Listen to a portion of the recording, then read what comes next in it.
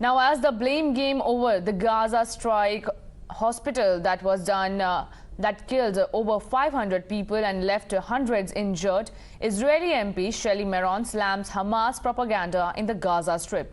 The Israeli MP also thanks Prime Minister Narendra Modi for supporting the war-torn country. Let's listen in to our exclusive interview.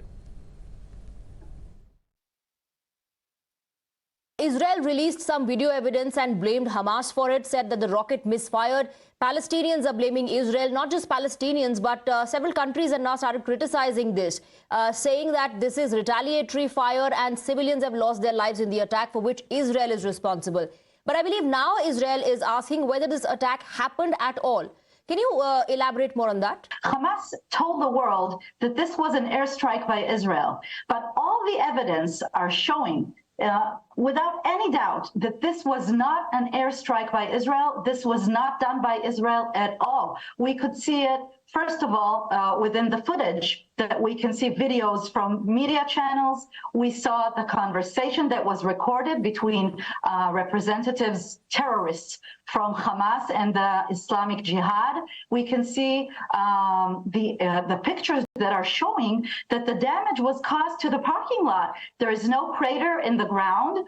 There are no evidence that the hospital itself was struck. So all the evidence are showing that there was no airstrike by Israel. Of course, we deny this. And moreover, we had President Biden, who visited us to support Israel, who said in his own words that this was not done by Israel, that he has his own resources that approve that there was no missile attack by Israel. Moreover, it was a failed missile attack by the Jihad, or I'm not sure which organization, but it was done by them. And so you're calling this a propaganda, and you're saying many are buying this propaganda of Hamas. But, you know, the world is also divided. While the West seems to be siding with Israel, we see how Islamic countries and more of them, that group is growing, that are criticizing Israel. How do you see this impacting Israel's role when it comes to the entire Middle East region?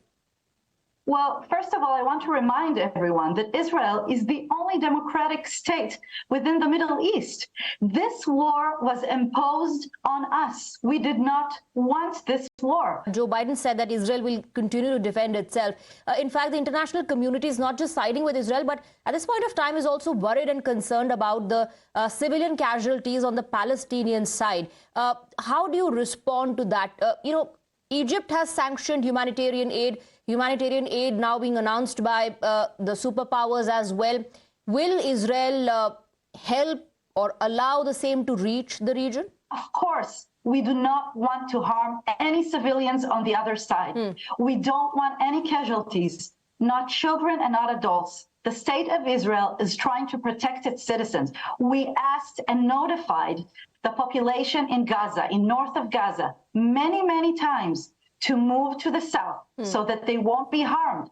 But what's happening is that Hamas is preventing from its own population to go down south in order to use them as human shields, because they know that if there are many casualties, then the world will make pressure. They don't care about their own people. We have to remind ourselves over and over again, Hamas is not a government.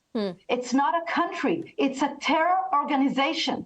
And if you think that this will stop in Israel, it won't. It can happen everywhere in the world tomorrow, in Berlin, in London, in Paris.